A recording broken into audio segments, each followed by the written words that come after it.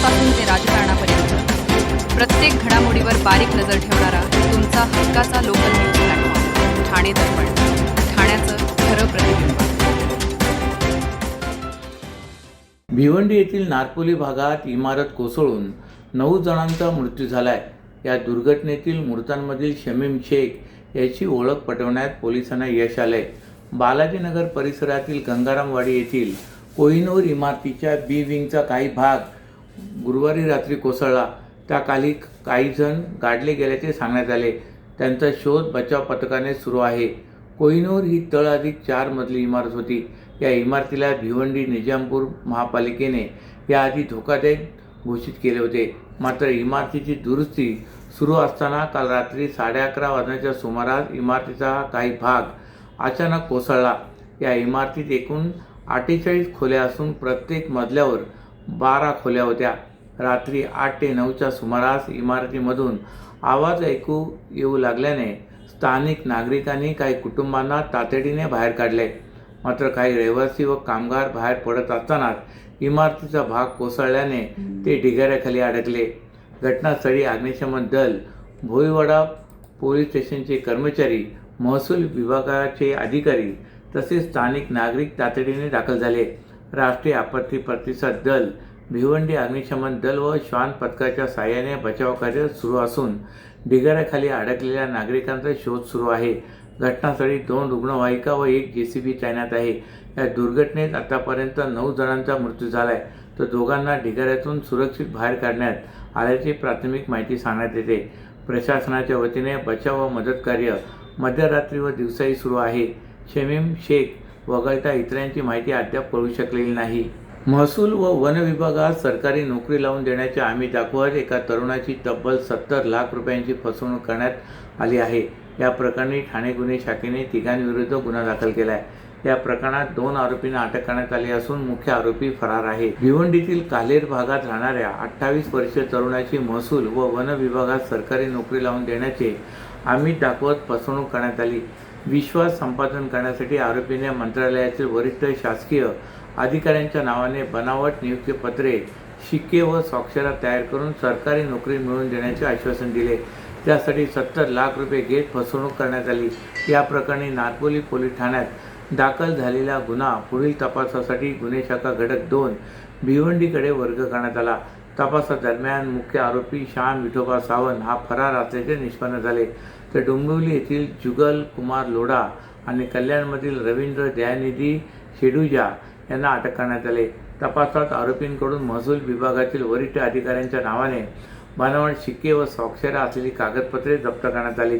या प्रकरणात आणखी नागरिकांची फसवणूक झाली आहे का, तसेच बनावट शिक्के व स्वाक्षऱ्या कुठून तयार करण्यात आल्या याचा तपास सुरू आहे. पोलिसांनी दिलेल्या माहितीनुसार मुख्य आरोपी श्याम सावंत यांच्या विरुद्ध मुंबईतील विविध पोलीस ठाण्यात फसवणूक, बनावट कागदपत्रे तयार करणे आदी स्वरूपाचे अनेक गुन्हे दाखल आहेत. अटक आरोपींवरही यापूर्वी विविध गुन्ह्यांची नोंद असल्याचे तपासात समोर आले. भिवंडी निजामपूर महानगरपालिकेने धोकादायक घोषित केलेल्या कोहिनूर इमारतीचा काही भाग कोसळून 9 जणांचा मृत्यू झाल्याच्या दुर्घटनेबद्दल उपमुख्यमंत्री एकनाथ शिंदे यांनी तीव्र दुःख व्यक्त केले. या घटनेची गंभीर दखल घेत मदत कार्याला गती देण्याचे निर्देश प्रशासनाला दिलेत. मृतांच्या कुटुंबियांना शासनाच्या नियमानुसार आर्थिक मदत केली जाईल, तसेच जखमींवर सर्वतोपरी उपचार करण्याच्या सूचनाही त्यांनी दिल्यात. भिवंडीतील नारपोली येथील बालाजीनगर गंगारामवाडी परिसरातील कोहिनूर इमारत भिवंडी निजामपूर महानगरपालिकेने यापूर्वी धोकादायक घोषित केली होती. मात्र इमारतीच्या डागडुजीचे काम सुरू असताना तिचा बी विंग कोसळून ही भीषण दुर्घटना घडली. या दुर्घटनेत 9 जणांचा मृत्यू झाला असून अनेक जण जखमी झालेत. या घटनेत उपमुख्यमंत्री एकनाथ शिंदे यांनी भिवंडी निजामपूर महानगरपालिकेचे आयुक्त अनमोल सागर आणि ठाण्याचे जिल्हाधिकारी श्रीकृष्ण पांचाळ यांच्याशी भ्रमणध्वनीवर संपर्क साधून स्थितीचा आढावा घेतला. बचाव कार्य अधिक वेगाने आणि प्रभावीपणे राबवण्याचे निर्देश त्यांनी संबंधित अधिकाऱ्यांना दिलेत. सध्या जिल्हा आपत्ती व्यवस्थापन पथक, राष्ट्रीय आपत्ती प्रतिसाद दल, भिवंडी महापालिकेचे अग्निशमन दल व श्वान पथकाच्या साहाय्याने ढिगाऱ्याखाली अडकलेल्या नागरिकांचा शोध सुरू आहे. एसेट बॅक्ड क्रेडिट लोन, व्यवसाय आणि आर्थिक गरजांसाठी मालमत्तेवर आधारित कर्ज.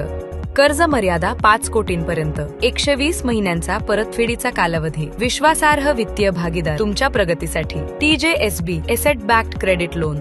TJSB सहकारी बँक लिमिटेड, भरोसे का बँक, भविष्य का बँक. वाहतूक ऑपरेटरसाठी व्यावसायिक वाहने खरेदी करण्यासाठी सोपी आणि विश्वासार्ह कर्ज सुविधा. कर्ज मर्यादा 1 कोटी रुपयांपर्यंत, 5 वर्षांची परतफेडीची मुदत, आकर्षक व्याजदर. TJSB fleet term loan.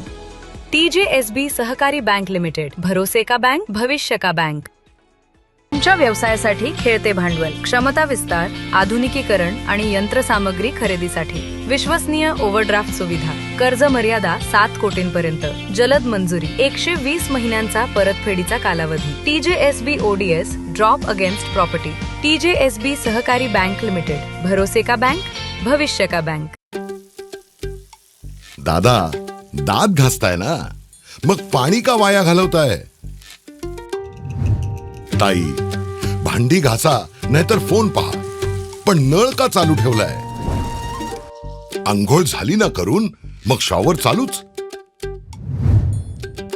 कपडे धुताय पण पाणी वाया जात आहे, त्याचं काय? गाडी अशी धुताय आणि उद्या पाणी कायमचं संपलं तर? पाण्यासाठी किती जणांची वणवण होते. कित्येक कुटुंबांना तर पाणी मिळतही नाहीये.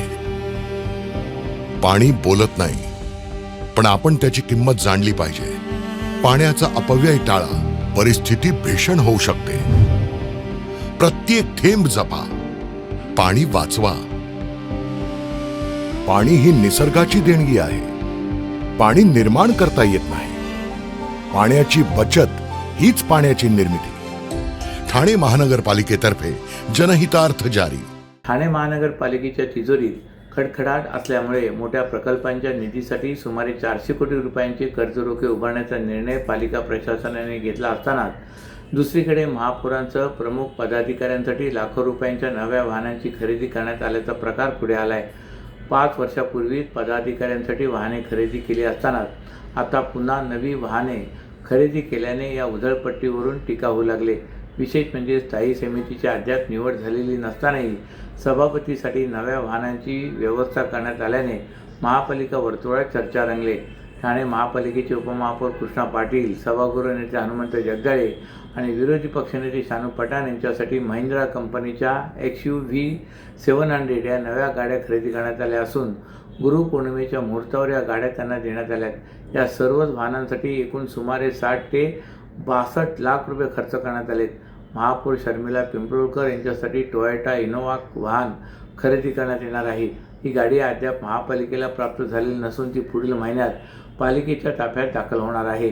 महापौरांच्या वाहनांसाठी आणखी सुमारे 20 लाख रुपयांचा खर्च करण्यात येणार आहे. त्यामुळे पदाधिकाऱ्यांच्या वाहनांवर होणाऱ्या लाखोंच्या खर्चावरून आता टीका सुरू झाली. विशेष म्हणजे स्थायी समिती अस्तित्वात नसतानाही सभापतीसाठी वाहनांची खरेदी करण्यात आली. आयत्या वेळच्या प्रस्तावाद्वारे नियम 35A चा आधार घेत हा निर्णय घेण्यात आल्याची माहिती आहे.